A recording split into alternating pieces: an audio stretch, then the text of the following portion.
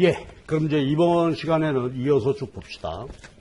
그래서 우리가 첫 번째에서, 그쵸, 도함수 미분법, 이제 수리적인 얘기 했고요. 그 다음에 이제 경제이론 표현, 제일 중요한 게 수요 공급 함수와 수요 공급 곡선이죠. 그리고 이제 그림 그리기, 이거 연습을 충분히 해 주셔야 되겠어요. 그 다음에 이제 경제이론에다가 우리가 앞에서 했던 그쵸 수리적인 개념을 가지고서 분석하는데 탄력도 얘기했죠. 탄력도 우리가 분석할 때 도함수, 그 다음에 이제 가격이냐, 소득이냐, 관련주의 가격이냐, 그래서 요거 얘기했고요. 그 다음에 이제 쭉 이제 보려고 그러는데요. 자, 빨리빨리 한번 쭉 볼게요. 이제 미시경제학의 주제가 효용함수죠. 그러니까 소비자들이 효용함수를 알아야 우리가 소비자들의 효용 극대화, 그쵸? 수요 곡선이 도출이 되죠. 근데 우리 이제 경제학에서 보게 되면 소비자들은 자신의 주어진 소득, 요걸 가지고서 효용 극대화 소비하는 것이죠. 그러니까 이제 우리가 효용에 대해서 해봐야 되는데, 자, 효용 함수가 두 가지죠. 첫 번째가 이제 기수적 효용, 한계 효용 이론, 그 다음에 이제 서수적 효용, 무차별 이론인데, 먼저 기수적인 효용 분석이죠. 효용을 측정할 수 있다. 자, 그랬을 때, 자, 이제 보시죠. 함수입니다. 그럼 이게 총 효용, total utility. 근데 보통 이제 교과서 보면 이렇게도 쓰죠. 두 개 소비하죠. XY 두 개 소비할 때 그 소비로부터 느끼는 효용이다. 근데 이제 효용을 측정할 수 있다는 얘기죠. 그리고 구체적으로 효용 함수가 주어지게 되고. 자, 그럼 여기서 이제 분석은 독립변수가 두 개죠. 총 효용이니까 우리가 편도 함수가 아주 중요하겠죠. 그럼 한번 해볼게요. X utility. 그럼 이게 이제 효용 함수가 주어져 있을 때 독립변수가 여러 개니까 X로 편도 함수죠. 그러면 편도 함수 의미는 뭐죠? 그쵸. X, Y 두 가지 소비하는데 X만 소비할 때. 그쵸. X 한 단위 추가 소비할 때 증가하는 효용. 그러면 요게 뭐가 될까? 편도 함수는, 그쵸. 요게 X 소비의 한계 효용이죠. 그러니까 이제 경제학에서 한계 개념이 나오는데, 한계는 바로 도함수 값입니다. 여기 이제 두 개 소비하게 되니까 X 한계 효용은 X 하나 추가 소비할 때 증가한 효용이다. 그럼 이제 효용 함수가 주어져 있다면 그 함수 미분법에 의해서 도출하면 되겠죠. 그 다음에 두 개니까 이번에는 편도 함수 Y로 효용 함수 편도 함수 구하게 되면 Y의 한계 효용이 되겠죠. Y 하나 추가 소비할 때 효용이다. 그리고 괄호 안의 얘기는 뭐냐면 총 효용 함수 미분하면 한계죠. 근데 우리가 이제 거꾸로 한계 효용을 적분하면 인테그럴 적분하게 되면 총 효용이 되겠죠. 그러니까 하나하나 증가할 때 증가한 효용을 모두 더한다 하는 개념이 됩니다. 그래서 연속 변수라면 인테그럴 적분이고 2, 3변수라면 x 하나 이런 식으로 한다면 더하면 되는 것이다. 그래서 한계와 총의 개념이 이렇게 되어지죠. 측정할 수 있단 말이에요. 자, 그런데 이제 우리 무차별 이론이죠. 이건 서수적 효용입니다. 똑같죠. 두 개를 소비하는데 x, y를 두 개 소비하는데, 자, 일단 무차별 곡선의 의미를 보면 요거잖아요. 두 개를 소비하는데 이때는 그렇죠. Y 소비량은 변함이 없고 X만 보는 거죠. 요건 X 소비량은 변함이 없이 Y 소비량 변할 때만 보는 것인데, 인디퍼런스 무차별 곡선이라는 것은 그렇죠. 서로 대체하고 있잖아요. 소비 대체. 그리고 하나의 무차별 곡선은 그렇죠. 일정한 효용 수준을 대표하죠. 그랬을 때 이제 요 기수적 효용에 대해서 한번 보자.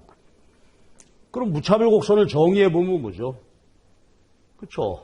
동일한 효용을 느끼면서 효용 수준은 그대로인데 소비 대체, 늘리고 줄이고 하는 것이죠. 그러면 이때 서수적 효용을 분석을 하는데 효용 함수를 수리적으로 분석해 보면 거기 한번 보세요. 전미분이 필요하다 이거지. 요건 편도 함수만 하게 되면 xy 한계 효용 분석이 가능한데 여기는 동일한 효용 유지하고 소비 대체니까 전미분을 해봐야 돼. 자, 여러분 전미분 기억나시나요? 전미분은 뭐지? 그쵸. x도 변화하고 y도 소비량이 변화할 때 효용 변동이죠. 그럼 이제 파셜 x에 파셜 u 곱하기 그쵸. 앞에 우리가 전미분 공부했을 때 델타 x가 되겠죠. 그 다음에 파셜 y, 파셜 유틸리티, 델타 y가 됐었죠. 요거는 x로 도함수 구한 거죠. 편도함수. 요거는 x 소비 하나 증가할 때 증가한 효용이고 여기다가 x 소비량 곱하면 이제 그렇죠. x 변화할 때 변화하는 총 효용 변동 분. 근데 지금은 x, y가 동시에 변화하고 있죠. 효용이 일정해야 되니까 얘가 증가하게 되면 얘는 감소해야 되죠. 그 y를 보게 되면 y 편도함수에다가 그렇죠. y 변동분 곱하게 되면 요건 y 소비 변화에 요만큼 변화할 때 변화하는 총 효용이 되죠. 그래서 우리가 서수적 효용 함수할 때는 수리적으로 보면 전미분을 이용한단 말이에요. 자, 그러면 이제 보세요. 이렇게 늘리고 줄이고 늘려도 이 효용 변함이 없죠. 그럼 이게 효용 수준이 변하고 변함이 없다는 얘기는 그렇죠. 전미분 값이 제로라는 말이 된다고요. 그냥 편안하게 들으시고 나중에 이제 마무리하시면 되는데 그러니까 서수적 효용 함수에서 무차별 곡선을 수리적으로 표현해 보면 요거예요. XY 소비량은 대체해요. 늘리고 줄이고 늘리고 그랬을 때 X 변화에 따른 효용 변화, Y에 따른 효용 변화 합 전미분이 제로야. 그러니까 얘가 늘리고 줄이고 변화할 때 그렇죠. 변화하는 효용의 크기가 제로다 이거죠. 그럼 얘를 정리를 해볼게요. 그럼 얘는 뭐예요? 아까 저기 한계 효용이 되겠죠. 마지널 유틸리티 x고 델타 x 플러스 얘는 y 한계 효용이고 델타 y죠. 이게 0이 되어야 되고요. 그렇다면 이게 0이라는 말은 요거하고 이항시킨 거 이게 같다는 얘기죠. 자, 잘 보세요. 이것으로부터 그렇죠? 얘 위치를 바꿔 얘를 이리 보내고 얘를 이리 보내서 정리해 보면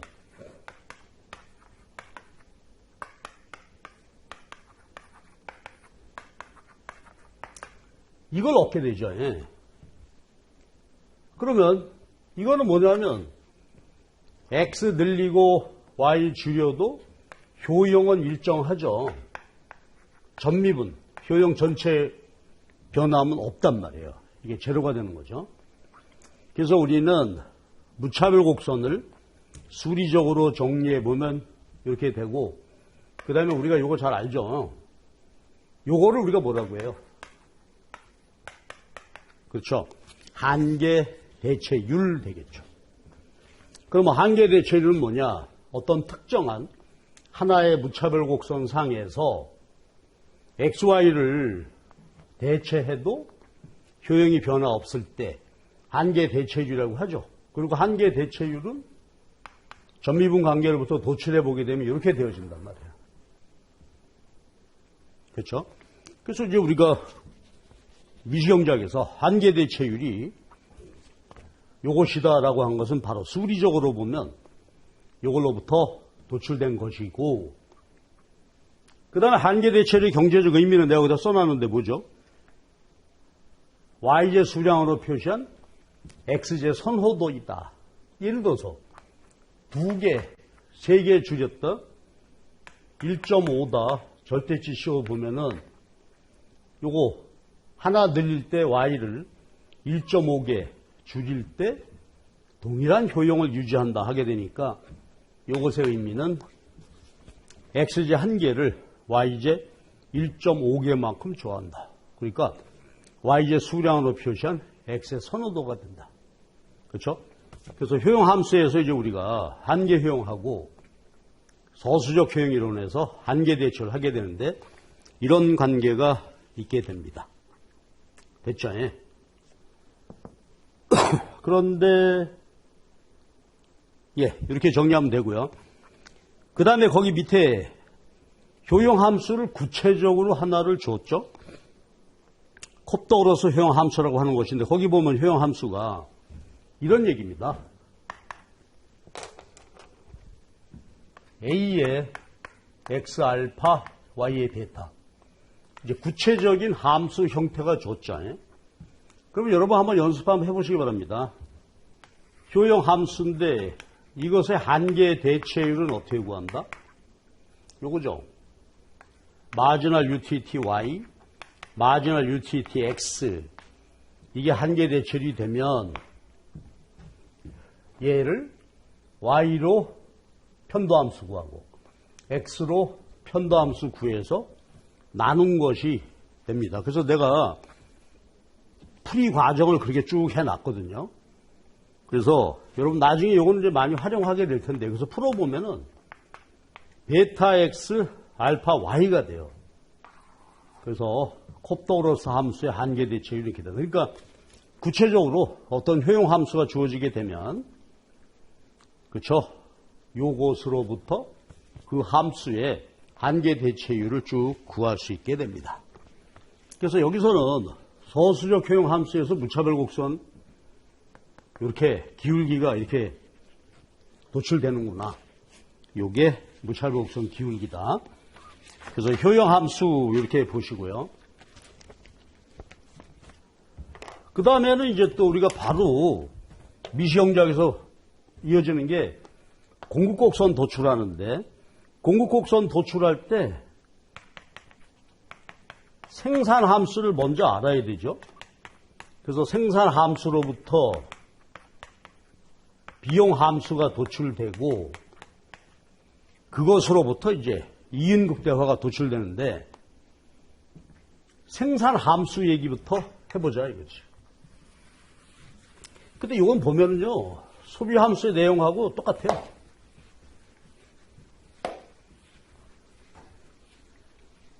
그러니까 여러분들이 한번 좀 봐주시는 게 좋겠는데 근데 먼저 단계예요. 그럼 먼저 생산 함수 얘기부터 해봅시다. 거기는 total product, 총 생산. 요게 Q, 생산량이 되죠. 얘는 function of LK죠. 그러니까 노동과 자본을 투입해서 어떤 재화를 생산한다 이거지. 그런데 단기입니다. 그러니까 생산함수에서 단기라고 하는 것은 뭐냐면 자본 요소가 고정되어 있고요. 노동만 변화하는 상황을 우리가 단기라고 한단 말이에요. 그렇죠? 근데 분석에서 이렇게 볼 수도 있어요.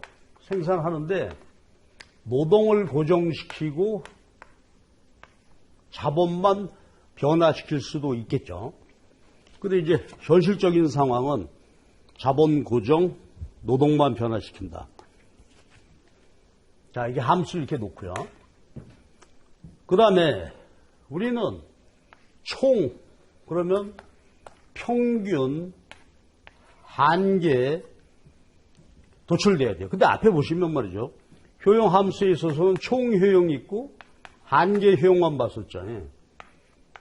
그러니까 효용 함수 분석에 있어서는 평균 개념은 필요가 없었어요. 근데 여기서 이제 평균도 알아야 되겠어요.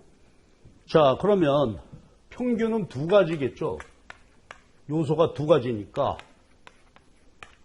K 이렇게 되고요. MPK 이렇게 돼요. 그럼 그냥 볼게요. average product니까 노동의 평균 생산하게 되면 요 총 생산량을 노동 투입량으로 나누면, 그쵸? 이렇게 투입해서 생산된 생산량을 노동으로 나누게 되면 노동 단위당 생산량이 되겠죠. 요거는 전체 생산량을 자본량으로 나누게 되면 자본 단위당 생산량이 되겠죠. 예. 그러니까 요거는 쉽게 이해하시면 돼요. 근데 이제 NP입니다. 한계 생산이니까 요건 뭐냐면 생산함수, 편도함수 구한 거예요. 델타 여기서 Q로 했나요? 예, Q로 합시다. 그러면 두 요소인데요. 이 생산함수에 L로 편도함수 구했다. 요걸 한계 생산물이라고 한다. 그럼 그 말의 의미는 뭘까? 자본은 고정돼 있어요. 얘만 변화했잖아요. 우리 앞에서 편도함수 구하는 거.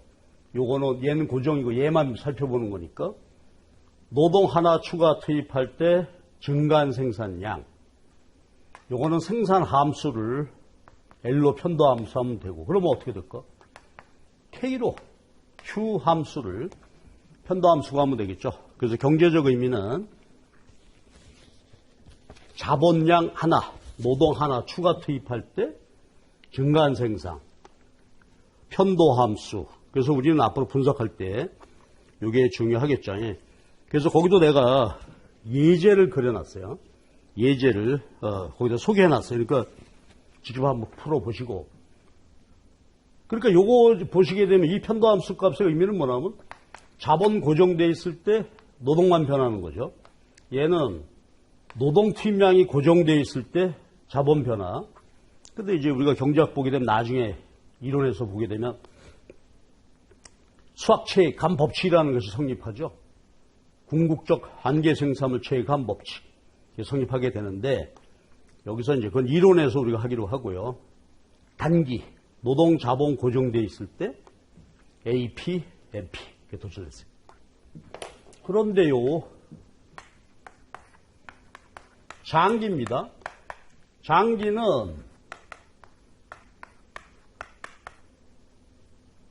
모두 변화해.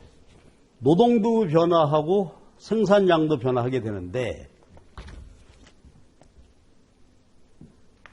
장기, 즉 요소 대체할 수 있는 거죠. 노동 늘리고 자본 줄이고 생산할 때 이걸 분석하는 분석 도구가 등량선이라는 게 있죠. 아이소 퀀티티. 이건 마치 아까 조금 전에 본 그쵸? 효용 함수하고 똑같아요. 그럼 무차별 곡선의 개념은 뭐죠? 효용 변함이 없이 소비 대체 보여주는 것이고 얘는 현재 이때 생산량 예를 들어서 100개다. 변함 없이 노동과 자본 투입 바꿔서 생산하는 것을 보여주는 게 등량선이잖아요. 그러면 앞에서 요거요. 전미분 구해서 무차별 곡선의 기울기가 도출되듯이 요것도 마찬가지예요. 그러니까 소비 대체, 요소 대체. 그래서 거기 똑같은 과정이 돼 있죠. 자, 요 생산 함수의 전미분 값을 구해 봅시다. 그럼 앞에서 우리가요, 함수가 주어졌을 때 전미분은 이렇게 구했죠. 파샬 L, 파샬 Q 곱하기 델타 L. 파샬 K, 파샬 Q, 델타 K. 그러면 요건 노동 하나 추가 생산할 때 증가하는 생산량, 거기다 증가한 노동량 곱하면 노동이 요만큼 증가할 때 증가한 생산량.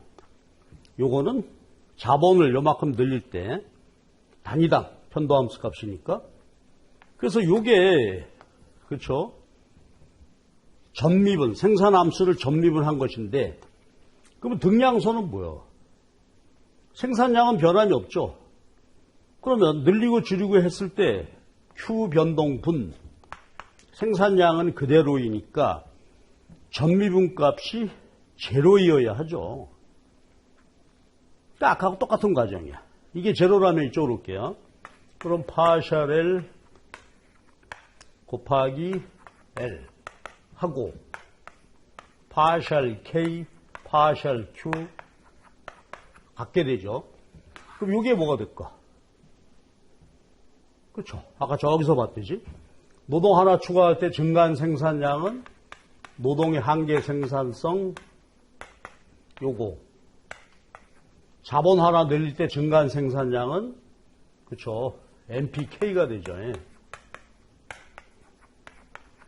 그래서 이것도 말이죠. 아까하고 똑같은 과정이죠. 얘를 넘겨볼게요. 델타 L, 델타 K 이쪽으로 넘기고 식 정리해보면은 넘겨볼게요. 그러면 델타 K, 델타 L로 나누게 되면 이것도 이항시켜가지고 이렇게 되어진단 말이에요.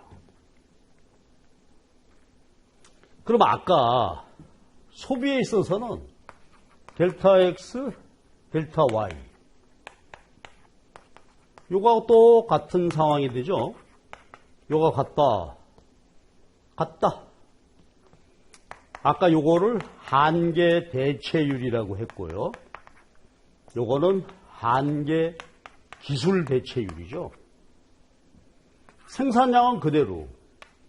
그러니까 저 그림으로 보게 되면 동일한 생산량에서 델타 L, 델타 K 나눈 거니까 어느 한 점에서의 등량선 기울기.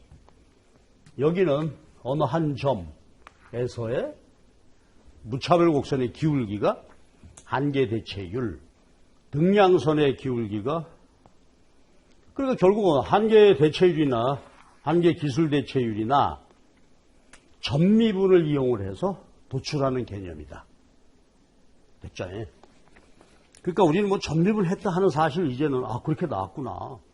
인지하게 되면 MRS, MRTS 이렇게 기억만 해도 문제 없겠죠. 자, 그리고 여기도요. 아까 우리가 소비에 있어서 콥도그로스 효용 함수에 대해서 얘기했는데 여기도 똑같아. 콥도그로스 생산 함수요. 그러니까 함수 형태는 똑같겠죠. 아까는 소비량이고 지금은 요소 투입량이고.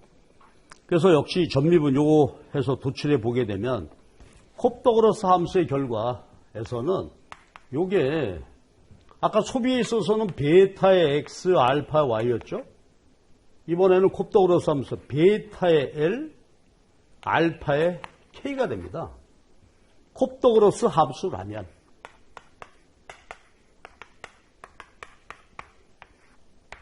그러니까 이런 것들을 이제 수업하면서 좀 가게 되는데 하여튼 무차별 곡선 등량선 그 기울기가 점미분으로부터 도출되었다. 근데 생산량이 똑같으니까 점미분 값이 제로. 아까 여기서는 점미분 효용이 제로. 이것으로부터 도출된 것이다. 자, 이렇게 보시면 되겠죠. 자, 그래서 이제 우리는 효용 함수, 생산 함수까지 왔고요. 그 다음에 아까 말씀드릴 때 생산 함수로부터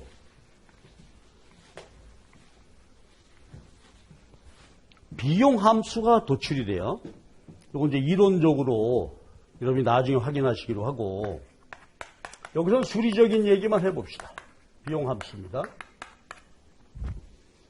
근데 여기도요 단기와 장기로 나뉘게 되죠. 왜냐하면 아까 단기는 뭐지?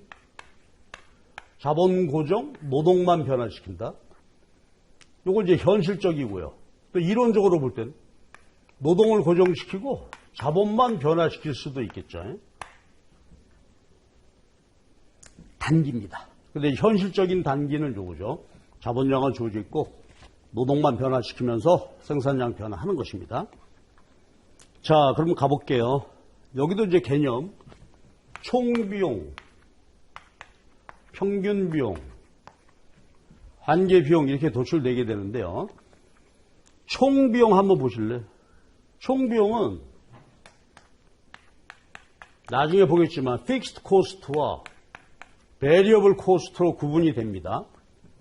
픽스드, 생산량이 변화해도 고정된다. 생산량이 변화하면 변화한다. 그럼 이때 뭐가 고정비용이겠어요? 그렇죠. 자본 투입량은 일정하니까 생산량이 변화해도 안 변해요. 얘는 고정비용은 자본비용이고 얘는 노동비용 되겠죠. 이렇게 주어져 있을 때 평균. 그렇다면 얘는 뭐죠? 평균 개념을 이렇게 보시면 되죠. 그러니까 전체에 들어간 총 비용을 생산량으로 나누면 되잖아요. 생산물 단위당 들어간 총 비용인데 단기 비용은 두 가지 합의되니까 고정 비용을 Q로 나눈 거. 단기에 이렇게 나눠서 구할 수 있겠죠. 그럼 이게 평균 고정 비용이고 평균 가변 비용이 되는데 이건 생산물 단위당 자본 비용 되겠죠. 이건 생산물 단위당 노동 비용이 된단 말이야. 그래서 요거 그다음에 한계 비용 보자고요. 한계 비용은 자, 잘 보셔야 되는데 써놓고 갑시다. 요게 생산물 단위당 고정 비용이고 생산물 단위당 가변 비용이 된다. 요거 우리가 할 얘기가 있어요. 좀 이따 보기로 하고 MC부터 먼저 갈게요. 요거는 비용 함수가 제시되어 있으면 얘를 Q로 미분한 거예요. 그러니까 의미는 뭘까? 한계니까. 그렇죠? 생산물 한 개를 추가 생산할 때 증가한 총 비용이죠. 그럼 여기도 고정 이렇게 돼 있으니까 고정 비용을 Q로 미분하고 가변 비용을 미분해서 더하면 되겠죠. 근데 여기서 공부거리가 있잖아요. 그냥 이거 수리적으로 안 가도 그냥 개념적으로 보더라도 여기 0이 되죠. 즉 생산량을 늘려도 자본 투입량은 그대로니까 얘는 안 변할 거 아니에요. 그러니까 생산량 증가할 때 증가하는 고정비용은 없단 말이에요. 그러니까 결국 한계의 비용은 뭐다? 단계에 있어서는 노동비용이 되는 거죠. 한 단위 추가 생산하려면 근로자를 더 투입해야 된다. 그러려면 임금 더 지급해야 된다. 바로 한 단위 추가 생산에 필요한 노동 투입량이 이렇게 되겠습니다. 자, 그럼 요거 좀 볼게요. 요게요. AVC는 생산량을 가변 비용으로 나눈 거죠.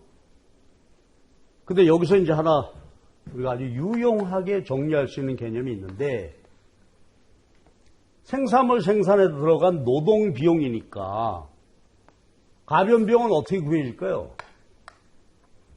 그렇죠. 노동 투입량에다 임금 곱하게 되면 이게 총 가변 비용 되겠죠. Q로 나누죠.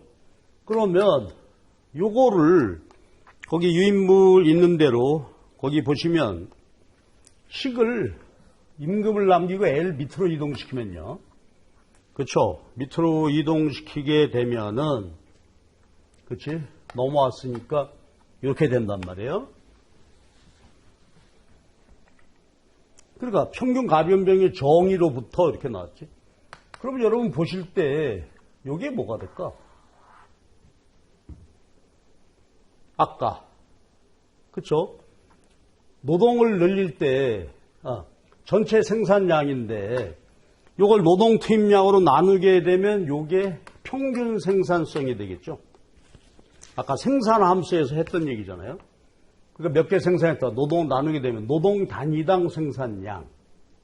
그래서 이건 이제 수리적으로 중요하죠. 그래서 생산물 단위당 노동 비용은 바로 임금을 노동의 평균 생산성으로 나눈 것과 같다. 그 다음에 또 MC 여기 볼 게 있어요.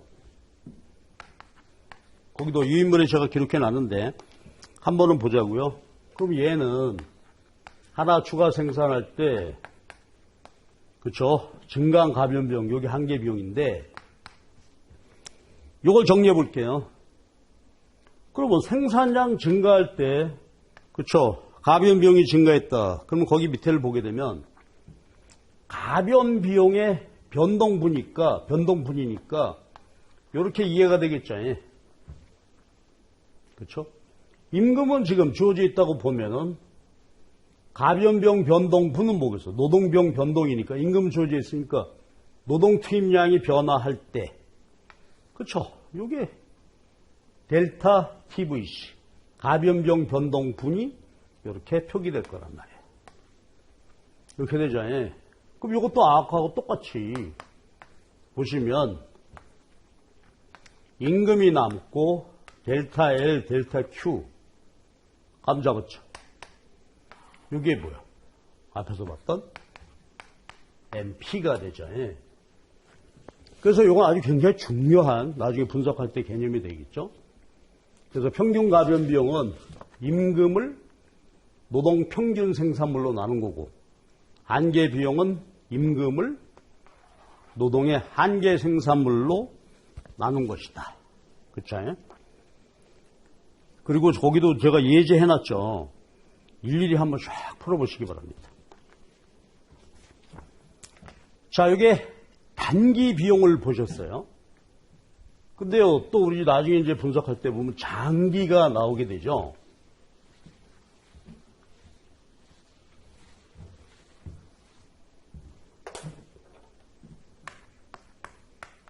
보세요.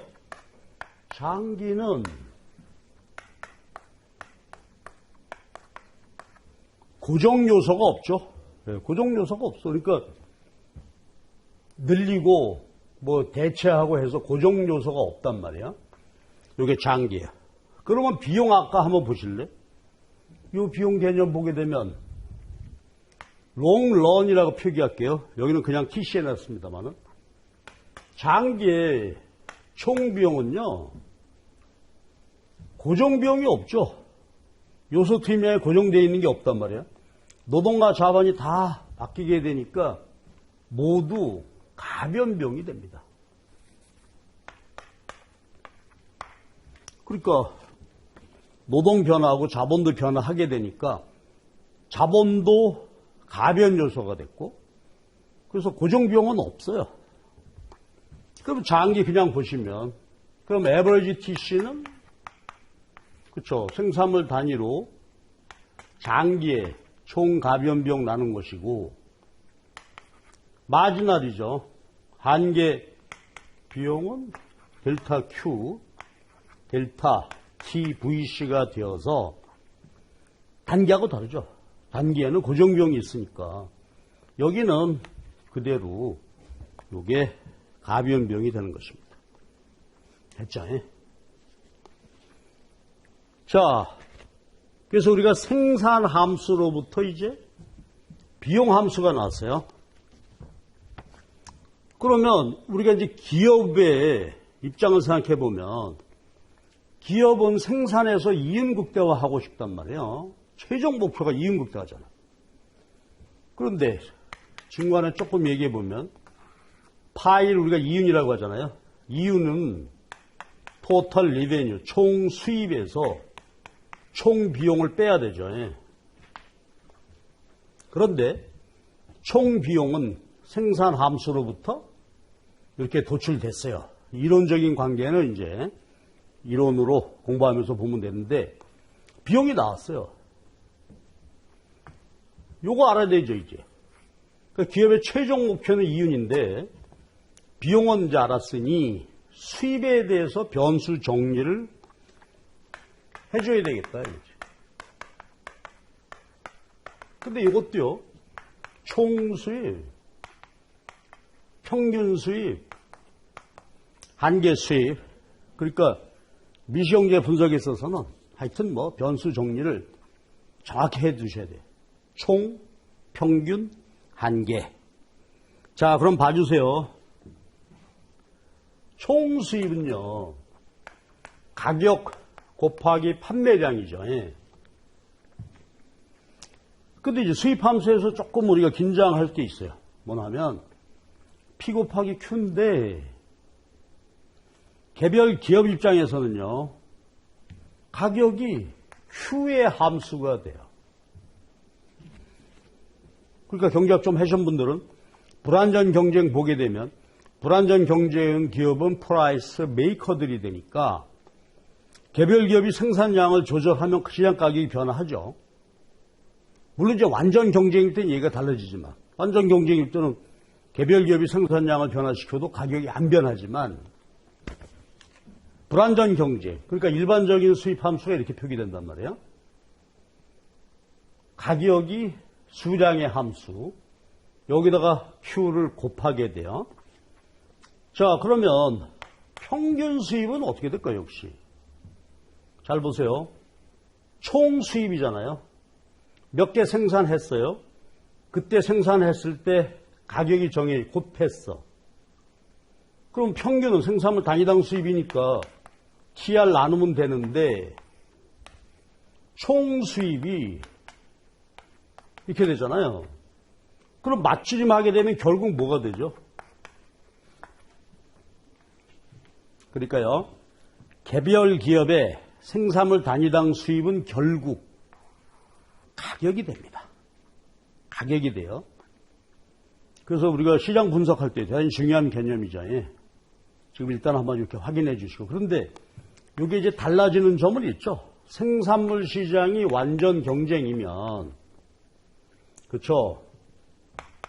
개별 기업이 생산량을 변화시켜도 가격이 변화하지 않고, 불완전 경쟁이면, 그렇죠.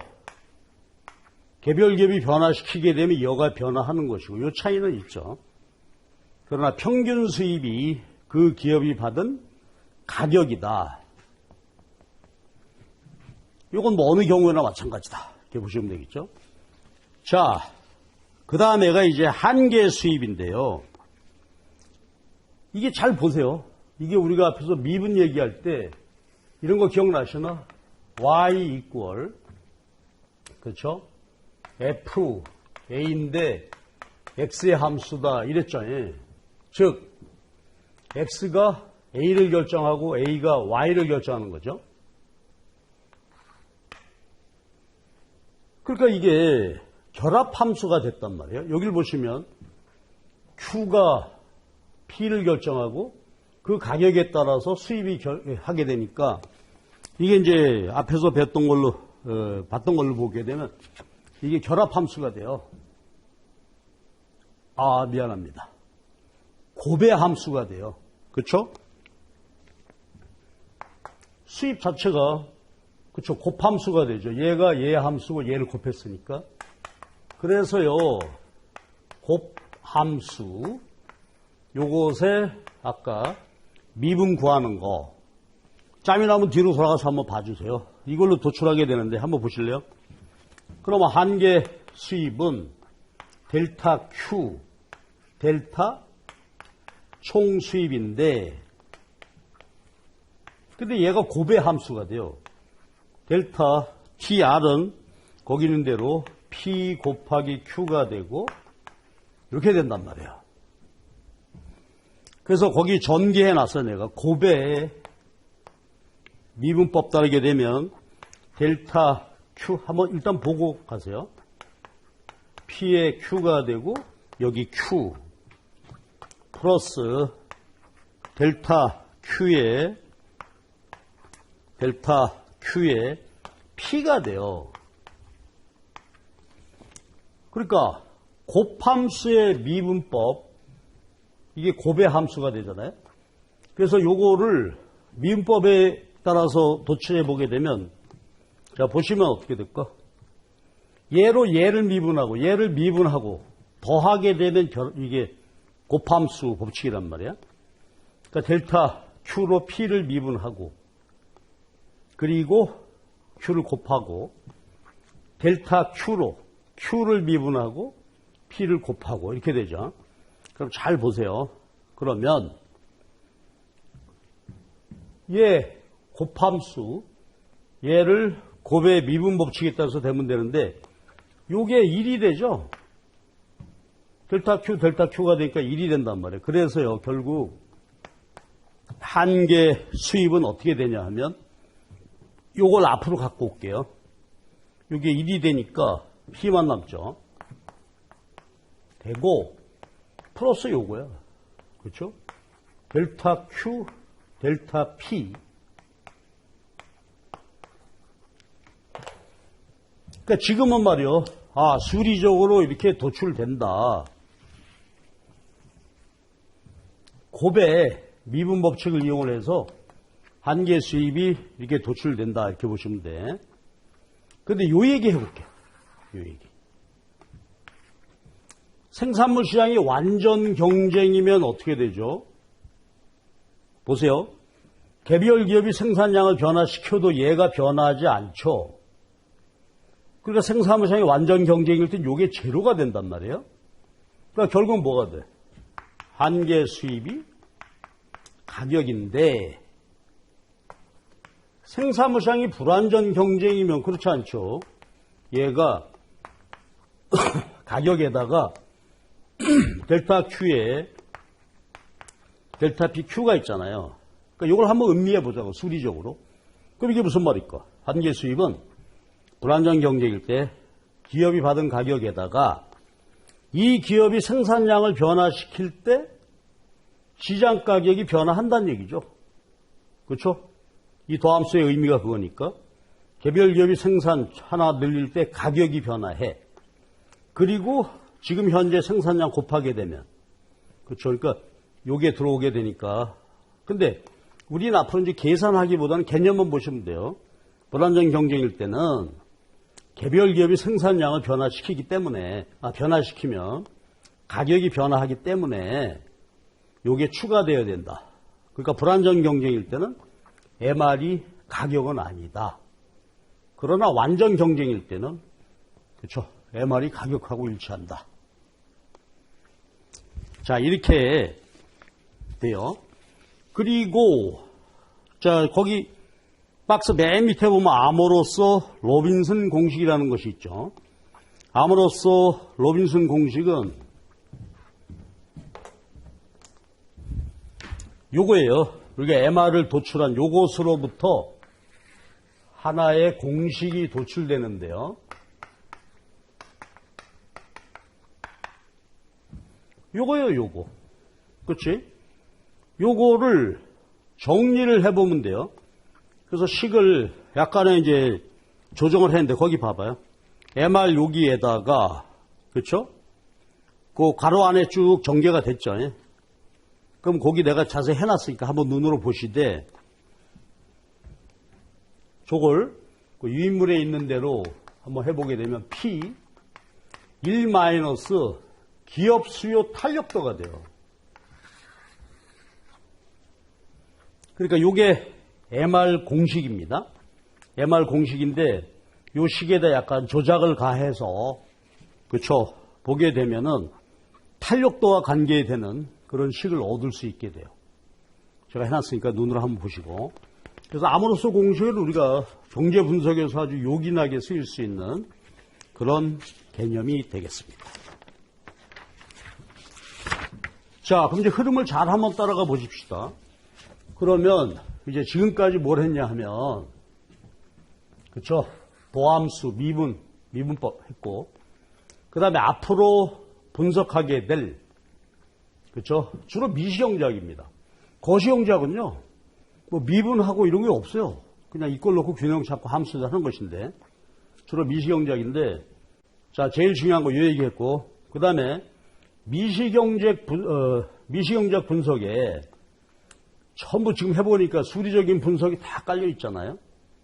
그래서 탄력도, 효용, 생산, 비용, 수입 함수까지 이제 경제의 변수를 수리적으로 정리했단 말이야. 그러면 이제 세 번째,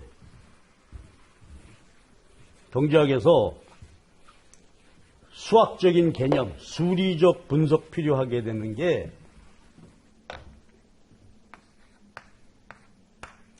최적화라는 것입니다.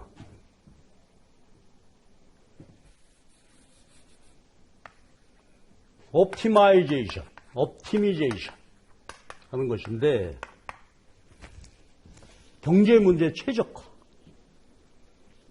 이것도 그냥 우리가 이론 배우면서 많이 봤던 얘기지만 수리적으로 한번 정리해 보면, 그렇죠? 우리가 경제 이론을 좀 심화해서 재밌게 볼 수 있는데, 그러면 보세요. 경제학에서 다루는 최적화의 문제가 뭐냐면 기본적으로 이거죠. 보세요.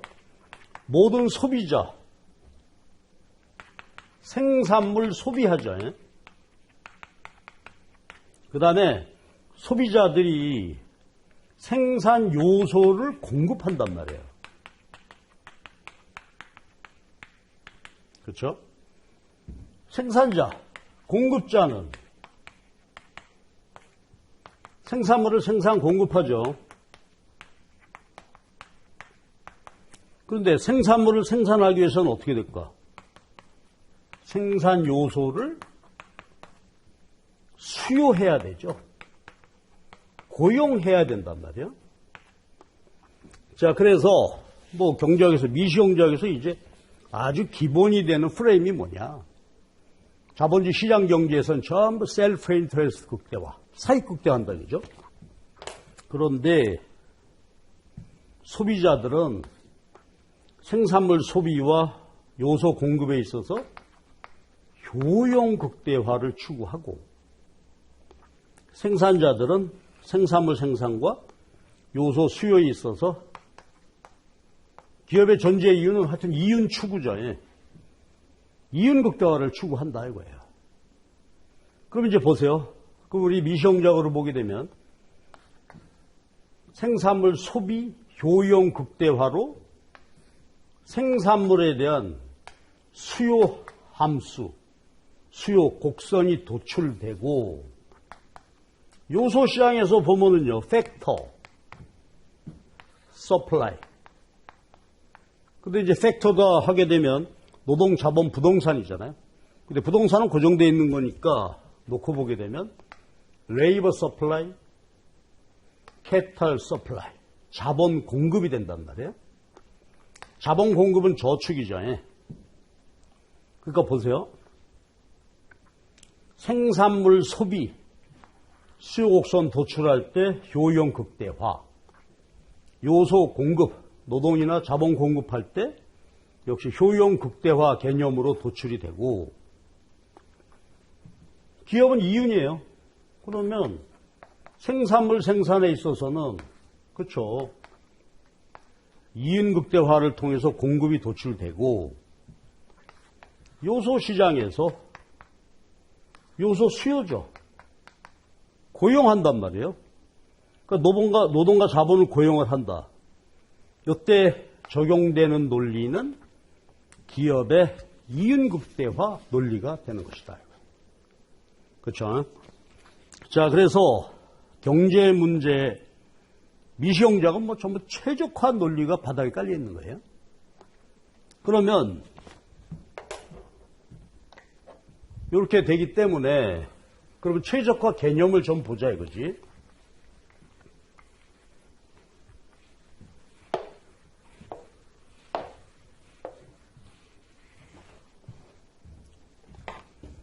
그럼 자, 요것이 이제 우리가 타겟이에요.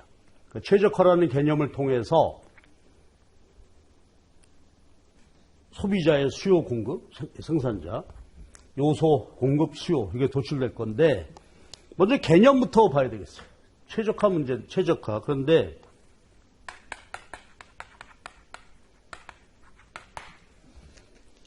여기서 이제 여러분 책을 읽다 보면은, 교과서를 읽다 보면, 최적화, 뭐 1개 조건, 2개 조건, 그런 등등의 말이 나오는데, 여기서 그걸 제가 한꺼번에 쭉 망라해서 말씀드려 볼게요.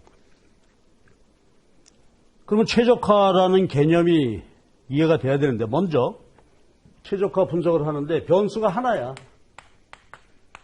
자, 보세요. 그럼 이렇게 보시면 돼요. y = fx니까 독립변수가 하나죠. 그러면 최적화 개념은 뭐나 하면요, 독립변수 이렇게 되는데, x가 변화할 때, 독립변수가 변화할 때 y가, 종속변수가 변화해 가는데, 이게 2차 함수다, 3차 함수, 4차 함수 하게 되면 1차 함수면 직선 되겠죠. 2차 함수면 곡선이 될 거고, 3차 함수면 포물선 될 거고요. 쭉 하게 되면 하여튼 이런 식으로 변화해 간다고 보자 이거예요. 그럼 이제 x 독립변수가 변화할 때 y가 이렇게 쭉 변화할 때 최적화 개념은 독립변수가 변화할 때 그렇죠? y를 극대화하고 아니면 경우에 따라서는 이 종속변수를 극소화 이게 최적화예요. 그럼 이제 현실적으로 보게 되면 효용 극대화 또 생산 관점에서 보면 일정 생산할 때 비용 최소화 그렇죠? 그럼 이제 요거 직관적으로 요것만 이해해 보시면 되는데 x가 변화할 때 y가 이렇게 변화해요. 그러면 요 점은 극대점이죠. 극소점이죠. 자, 그러면 최적화다. 그러면 목표가 극대화하는 것이라면 여기가 될 거고 목표가 최소화하는 거라면 여기가 되겠죠.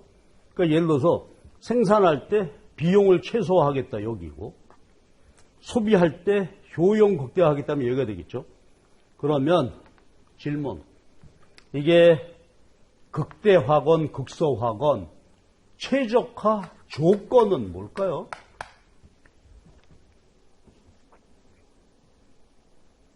그렇죠. 즉 y가 쭉 종속변수가 변화해 가는데 극대점이나 극소점 찾는 것이죠. 근데 가만 보니까 어때? 극대, 극소점에서는 접선의 기울기가 어떻게 되나요? 제로죠. 그러니까 얘를 미분했을 때 펑션 제로가 되는 점이 그렇죠. 자, y 이퀄 sx인데요. 요거 f 프라임이 1 요거 있잖아요. 델타 x 델타 y잖아요. 도함수예요. 도함수 요거는 요거였으니까 요게 기울기였죠. 제로예요. 그러니까 이게 극대화가 됐건 극소화가 됐건 최적화 조건은 총량을 나타내는 선이 있을 때 y라고 할까? y가 fx일 때 미분값이 제로, 기울기가 제로가 되는 점에서 그렇죠. 극대화가 되든지 극소화가 되든지 이거예요. 이걸 우리는 first order condition이라고 해요. 일개 조건. 우리가 보통 쓸 때는 필요 충분 조건 그런 말을 쓰죠. 이게 필요 조건입니다. 필요 조건이에요. 근데 이제 보시죠. 근데 만약에 말이죠. 내가 지금 극대화 점을 찾고 싶어요. 극대화되는 점을 찾고 싶다. 그래서 최적화 조건이 도함수 값이 제로일 때야. 그런데 보니까 이것도 그렇죠. 일개 조건은 만족하는데 얘는 최소점이죠. 미니마이즈 되는 점이란 말이야. 그러면 요거를 일개 조건, 필요 조건이라고 하면 요 조건을 만족하되 두 점이 나왔는데 이게 아니고 여기가 돼야 되겠죠. 그래서 우리는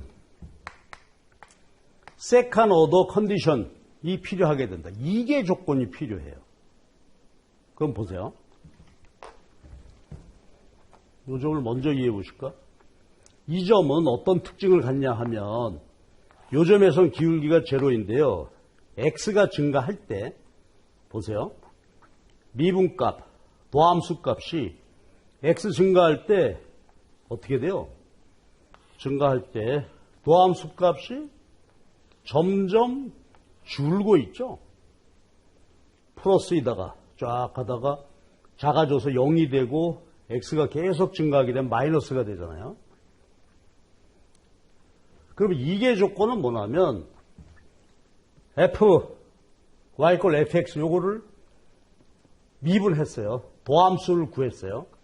요게 제로가 되되 잘 보세요. 한 번 더 미분해 얘를. 이게 마이너스가 돼야 돼요. 이게 마이너스가 돼야 된다. 자, 그럼 한번 보실래요? 그러니까 요거는 그냥 얘기 듣고 말하세요. 우리가 이거 실제로 계산하고 하는 건 아니니까. y 꼴 fx에서 요게 dx 요거잖아요. 그러면 한 번 더 미분하라는 거예요. 두 번 하게 되면 요걸 2차 미분해라. 요거 1차 미분, 2차 미분 그래. 그럼 요게 한 번 미분한 값인데 얘를 한 번 더 미분하라는 얘기는 뭘까요? 이렇게 되는 거예요. 자, 요거 미분했죠. 원함수. 얘를 한 번 더 미분하라는 거예요. 이렇게. 그러니까 개념만 이해하세요. 개념만 이해하시면 돼. 자, 요거 1차 미분한 값이죠. 요걸 x로 한 번 더 미분해라 이거예요. 그럼 요거 한번 볼게요. 표기만 여러분 이해하면 되는데, 그러면 얘가 델타 x에 d 남고 얘가 내려오겠죠, 이렇게. 그래서 한 번 더 미분하면 이렇게 되라. 근데 요걸 우리가 이제 보통 표기할 때 요거는 dx 스퀘어 분모 곱해졌죠. 분자 곱해야 되죠. dd가 되니까 d 스퀘어 y 이렇게 쓰는 거예요. 그러니까 여기서는 1차 미분, 2차 미분을 노테이션만 기억하고 개념만 챙겨보면 돼. 그러니까 책을 읽고 하다 보면 이렇게 나오게 될 텐데 y 꼴 fx가 주어졌을 때 도함수 요거죠. 델타 x 요게 1차 도합수야. 얘를 한 번 더 미분해라 하게 되면 이렇게 쓰기도 하고 이거를 정리해보면 이렇게 되는 거죠. 그럼 내가 다시 해볼게. 요건 1개 도함수고요. 2개 도함수는 어떻게 한다? 델타 x 스퀘어 d 스퀘어 y.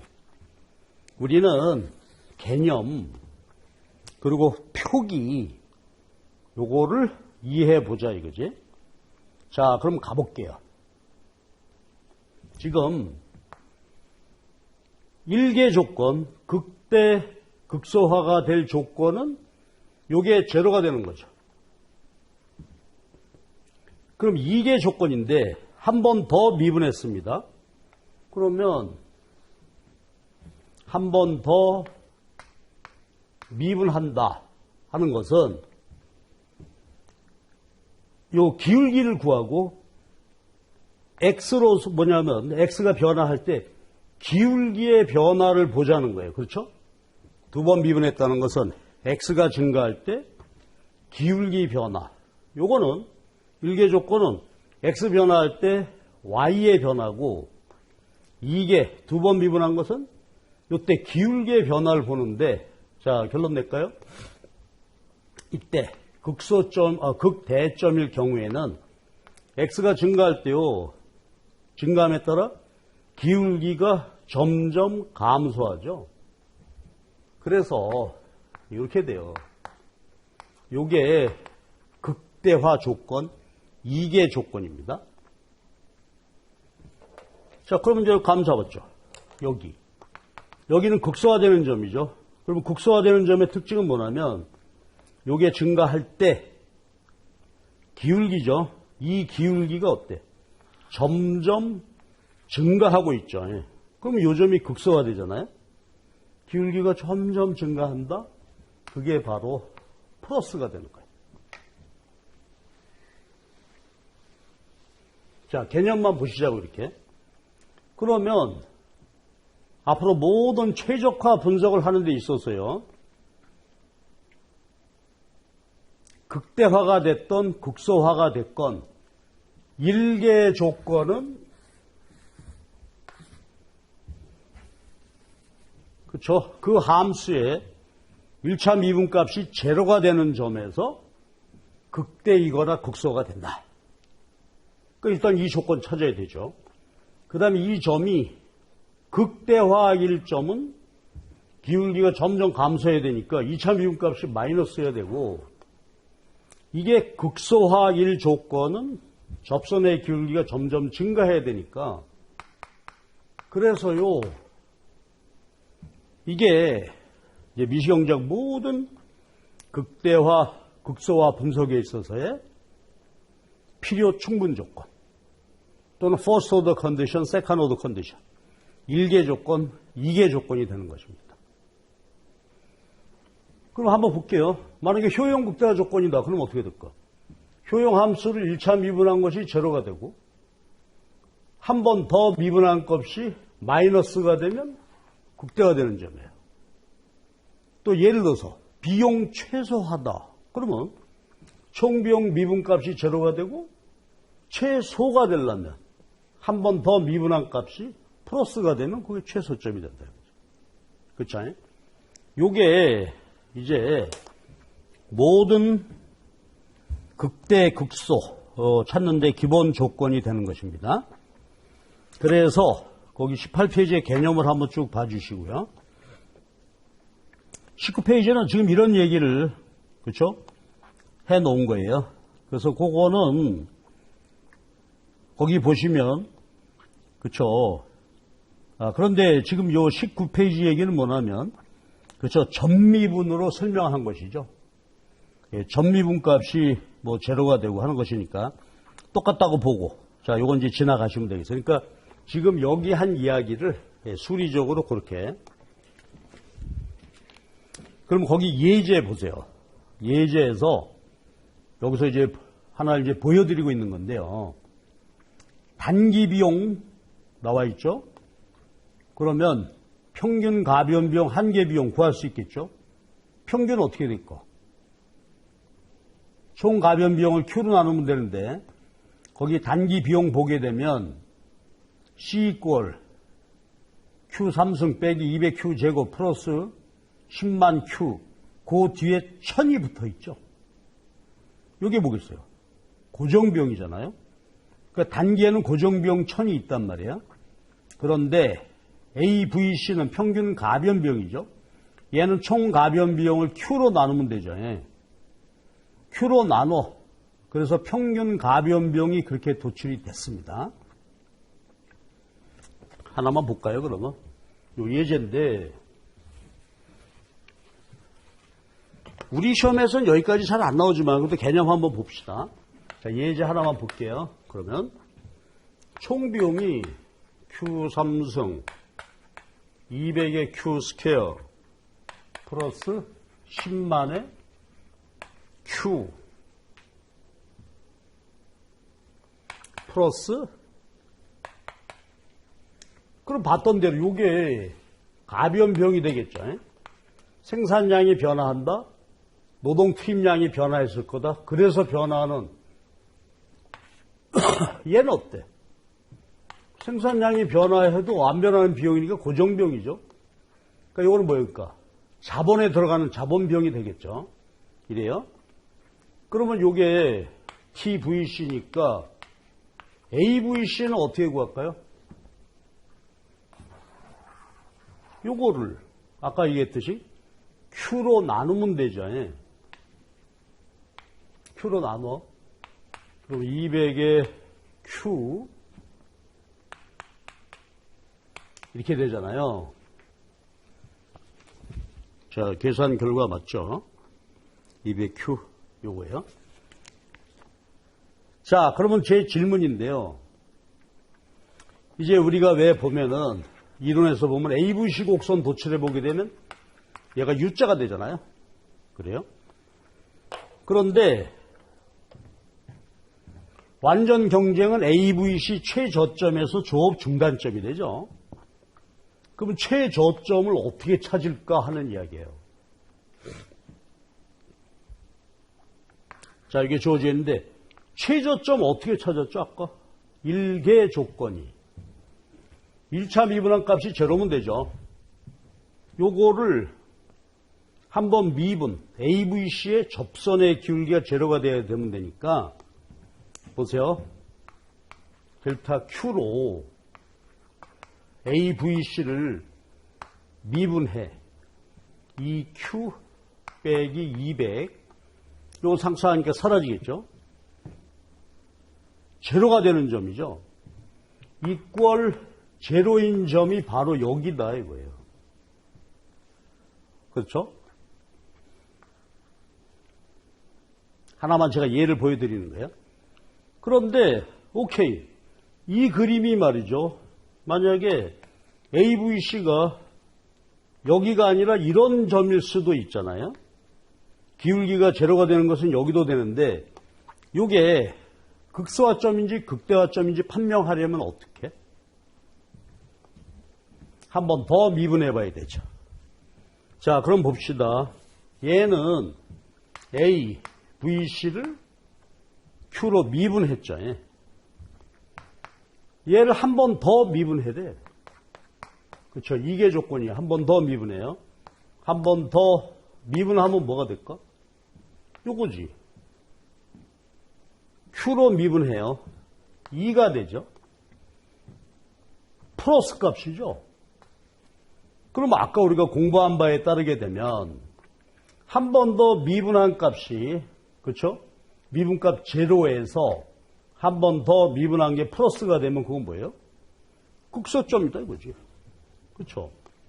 한 번 더 미분한다는 뜻은 Q가 증가할 때 AVC의 기울기가 어떻게 변화하는지 알고 싶다는 거 아니에요?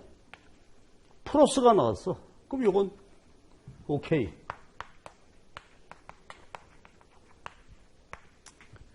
이렇게 찾아간다 이거예요. 어때요? 재밌습니까? 그러니까 우리가 이제 앞으로 비용에서 극세화, 극대화 이렇게 찾아가는 거예요. 그 다음에 그 밑에는요. 장기 비용 함수가 됐죠. 그리고 하나만 더 해볼까? 장기는 장기대로 해보고 MC도 한번 해볼까요? 그리고 우리가 이제 보시면 일반적으로는 MC 곡선도 이렇게 생겼잖아요. 그러면 MC가 최소되는 점을 찾고 싶다. 그럼 MC가 최소되는 것은 뭘까? 요것으로부터 그렇죠? MC를 구할 수 있죠. 이게 총 비용인데 여기 아까 1000이 있었나요? 예. 요거 어떻게 했죠? 요거를 Q로 미분하면 되니까 하나씩 쫙 하면 되겠죠. 한번 불러보실래요? 3Q 제곱 마이너스 400의 Q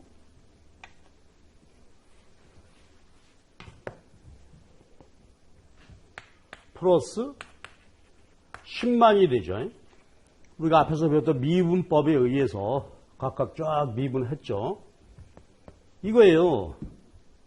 그러면 MC가 되는데 최저점은 뭐지? MC 곡선이 이렇게 있다고 할 때요. MC를 구했어요. 최저가 되는 점은 그 접선의 기울기 TC 접선의 기울기가 MC인데 이게 제로가 되는 점이죠. 그러면 거기 보실래요? 그래서 MC 구했어요. 잠깐만.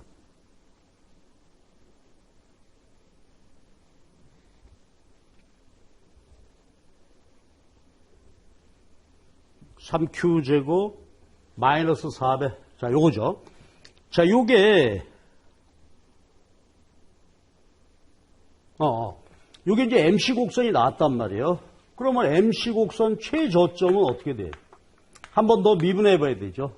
그래서 얘를 한 번 더 미분하면 6Q 400 얘가 제로일 때 그렇죠? 요 기울기가 제로일 때가 되겠죠? 그럼 제로 그래서 구해 보면은 Q가 해보니까 그렇죠. 요거 넘겨서 해보게 되면 요때가 최저점이다 이거지. 그치?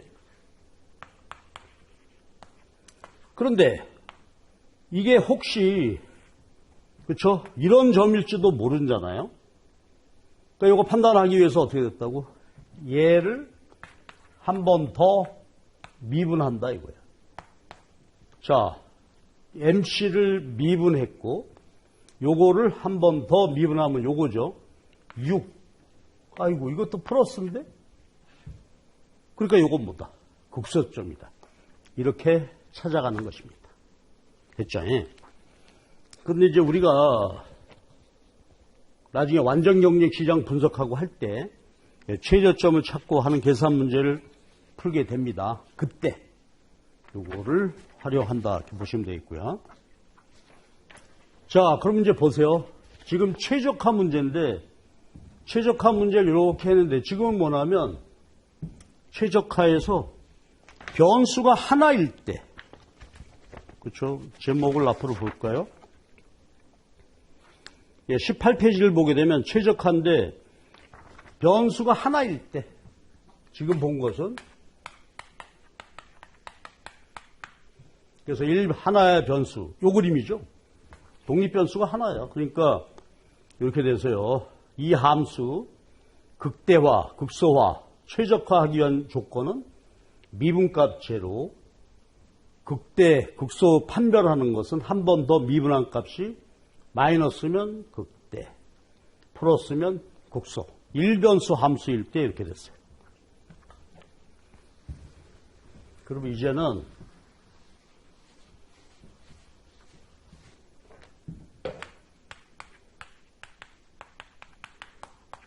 독립변수가 여러 개일 때요. 독립변수가 여러 개일 때. 그래서 우리가 이때 이런 표현을 씁니다. 독립변수가 x, y죠. 근데 지금까지 표기하고는 조금 달라졌는데 그냥 그대로 받아들이시면 돼. 독립변수가 x, y고 얘가 종속변수예요. 아까는 y = fx, 독립변수가 하나일 때 극대, 극소 찾는 것이었고 요거란 말이에요. 자, 이거는 생각해보면 우리가 무차별 곡선이나 등량선 할 때 여러분 기억나세요? 그렇죠. X, Y 소비하고 효용이 되는 거죠. 이게 바로 앞에서 봤으면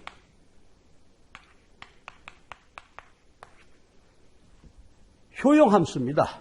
무차별에서 X, Y 두 개 소비할 때 효용을 느낀다 이거지.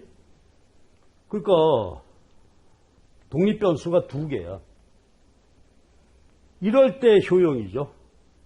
여기서는 독립변수가 하나일 때야. 그러면 여기서는요, 우리가 개념을 보시면 돼. 개념만 머릿속에 넣어두시면 우리가 이걸 실제로 계산하고 하는 법은 없습니다. 근데 개념만 보시면 되는데, 그러니까 우리가 왜 효용, 공면, 무차별 지도 얘기할 때요, 동시에 소비할 때 효용, 그럼 이걸 우리가 마치 산에 비교했잖아요. 여기서부터 예를 들어서 저 남산을 간다. 여기 지금 종로인데, 그럼 이 방향에서 남산을 간다. 그럴 때 이쪽이 경도, 위도, 요 방향으로 쭉 가게 되면 남산 정상에 오르겠죠. 남산 정상이라는 것이 뭐겠어요? X, Y, 경도, 위도 요만큼, X, Y 요만큼 소비할 때 이 높이, 이게 효용이 되지 않겠어요? 그러니까 이게 산이 되는 거죠. 산. 그러니까 3차원 공간이 됐습니다. 그럼 머릿속으로 볼 때 최적하다 하는 것은 뭘 알고 싶다는 거예요? 그렇죠? 요 점이 남산의 최정상점이다. 그러면 우리 지금 종로 학원 여기 있는데요. 여기가 최정상이라고 한다면 X, Y, 경도, 위도로 몇 미터 이쪽 방향은 걸어가야, 그렇죠? 여기가 최고 높이가 될까? 이게 두 변수일 때 극대화 문제다 이거지. 그렇죠? 그래서 소비다. 그러면 X제 몇 개 소비하고 Y제 몇 개 소비해야 효용이 가장 커질까? 이 점을 찾고 싶다. 그래서 이걸 위에서 드론 띄워서 눌러놓은 게 무차별 지도였잖아요. 그럼 다시 한번 생각해보면 X 이만큼 소비하고 Y 요만큼 소비할 때 이게 최종점이 되는 거죠. 효용이 제일 높아진다. 이런 거 아니겠어요? 근데 보세요. 아까 여기도 보면은 이런 점이다. 그러면 극대화되는 점에서는 기울기가 제로죠. 1변수에서. 그럼 이것도 봐봐. 여러분, X, Y, 경도, 위도, 최정상, 남산 최정상의 기울기 역시 얼마가 될까요? 제로가 되겠죠? 아직 기울기 못 미치면 더 올라가야 돼. 더 올라가야 돼. 정상에서는 기울기가 제로가 될 거라는 개념이에요. 수학적으로 볼 때. 그치? 그러니까 이변수일 때도, 그쵸? 기울기가 제로가 돼야 되는데, 거기 한번 개념만 봅시다. 그러면 전미분 값이 제로가 되면 극대가 되겠죠. 그쵸? X, Y가 있고, Z가 종속 변수인데, 그 Z의 전미분 값을 구할 때, 전미분 값을 구해서 그게 제로가 되면, 개념 이해가 되죠? 최정상의 기울기는 이쪽 저쪽에서 봐도 다 기울기 제로가 된다. 그치? 이게 조건은 마찬가지야. 여기가 이제 남산 정상이다 하게 되면 계속 이쪽으로 올라갈 때 기울기가 점점 감소하는 거죠. 그러다가. 근데 만약에 한라산 백록담이다. 그럼 백록담은 제일 깊은 데 아니에요? 그럼 백록담 내려간다. 그렇게 생각해 보면 이 기울기가 점점 증가하고 있다. 가다가 기울기 커진다. 그럼 이게 최저점이 되고 여기가 최고점이 된단 말이에요. 그래서 개념은 1변수든 2변수든지 다만 이제 전미분으로 한다는 것만 차이가 있는 거고 전미분값 제로, 기울기 제로 그리고 전미분값을 한 번 더 미분한 것이 플러스면 최저, 마이너스면 최저가 된단 말이에요. 그렇죠? 근데 거기 식을 보게 되면 참 불쾌하죠. 그래서 우리는 개념만 보면 돼요. 그리고 특히 이계 조건 같은 것을 증명하고 그런 계산 과정은 나지가 않아요. 왜냐하면 우리 시험 문제는 다 이렇게 날 때요. First order 컨디션을 만족하는 이계 조건을 다 만족하는 함수를 줘요. 만약에 우리가 이제 대학원생이라고 하게 되면 이계 조건까지 증명해라 하는 것이 이제 시험 문제가 되고 중간고사, 기말고사 이렇게 되는데 우리 거기까지 안 간다 이거지. 그러니까 문제 자체가 이계 조건을 다 만족하는 형태를 주게 되니까 우리는 독립 변수가 여러 개일 때라도 이렇게 하면 되겠구나 이렇게 보시면 되겠어요. 자, 그 다음에 이제 최적화 개념 하나만 더 볼게요. 21페이지인데, 여러분 이제 책 보다 보면 말이죠. 미시험자 이렇게 보가 나오는 얘기인데, 등식 제약하의 최적화예요. 등식 제약하의 최적화. 자, 이건 어떻게 되냐면,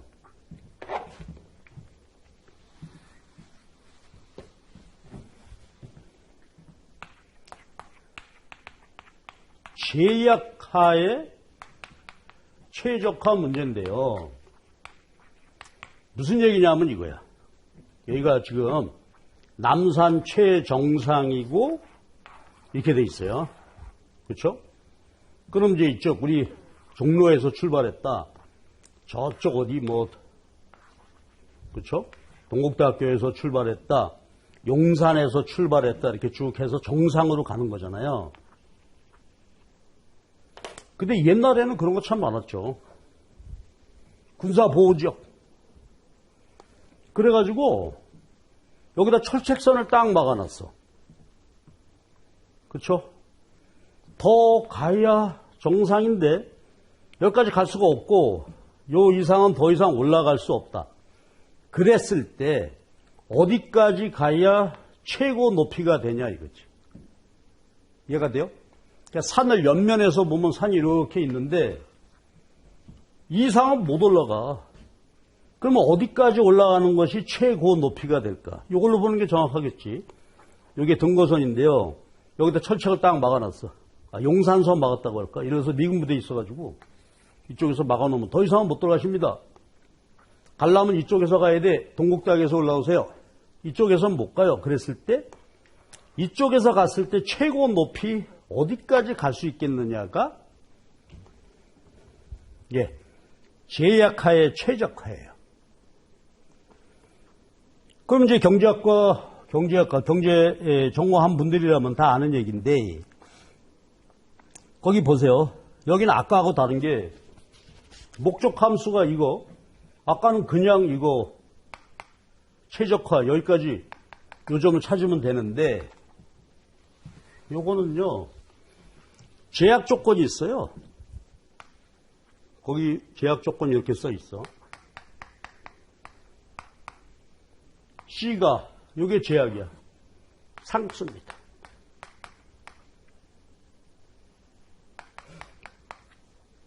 그러니까 아까 얘기했던 것처럼 XY 방향으로 어디 이상은 더 소비할 수 없다. 어느 이상은 더 올라갈 수 없다. 이게 제약 조건입니다.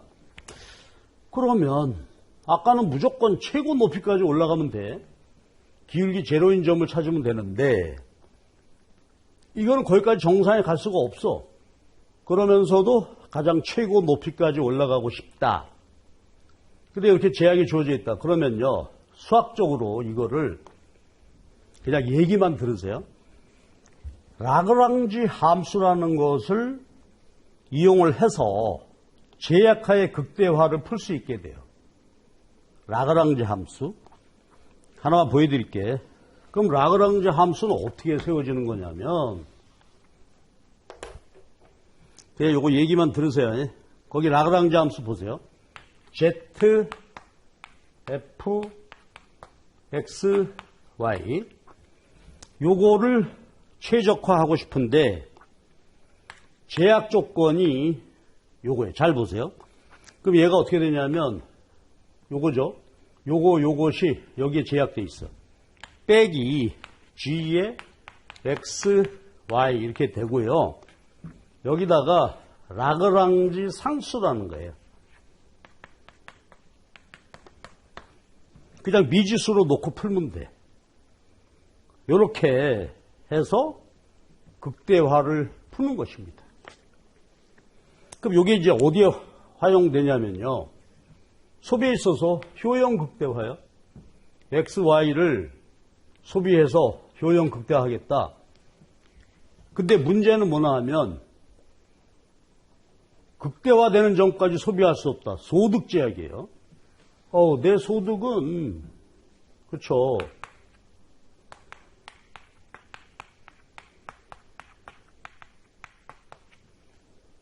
그러니까 내 욕망이 나의 효용이 최고에 달할 때 거기까지 소비할 수 있는 소득이 없다는 얘기예요. 그러니까 내가 아까 요걸로만 극대화했을 때 최대 얘를 100개 소비할 때가 나의 효용 극대화인데 가격 지불해야 되잖아요. 그렇죠? 이만큼 소득이 없어. 나는 요만큼 극대화되는 소비량을 소비할 수 있을 정도의 소득이 없어요. 내 호주머니에 그거보다 부족해. 이게 소득 제약이 되겠죠. 그래서요. 여기 효용 함수에다가 소득 제약을 집어넣어서 라그랑지 함수라는 것을 만들어서 1개 조건, 2개 조건 이렇게 분석하게 됩니다. 근데 우리는 이렇게 분석하지 않아도 돼요. 그래서 거기다가 이렇게 됐는데 제가 이걸 굳이 해놓은 것은 뭐냐면 책을 읽고 하다 보면 뭐 라그랑지 함수 이런 얘기가 혹시 나올 수가 있으니까 이건 이런 것이다. 제약하에 효용 극대화 문제다. 그렇죠? 이렇게 봐달라 이거예요. 자, 그래서 일단 우리가 최적화 개념에 대해서 말씀드렸어요. 그렇죠? 최적화는 변수가 하나일 때는 이렇게 됐을 때 극대점을 찾거나 극소점을 찾고 싶다. 그래서 1개 조건은 기울기 제로인 것이고 근데 얘가 극대, 극소인지 알려면 이게 조건이 필요하다. 그런 얘기였고요. 얘를 변환시켜서 x, y, 그 다음에 다른 이렇게 놓고 보면은 마찬가지다. 이것도 남산 정상을 찾는 문제니까 정상에서 이걸로 미분하고 이걸로 미분해도 기울기가 제로가 되는 것이다. 극대 극소화 찾는 개념은 똑같다.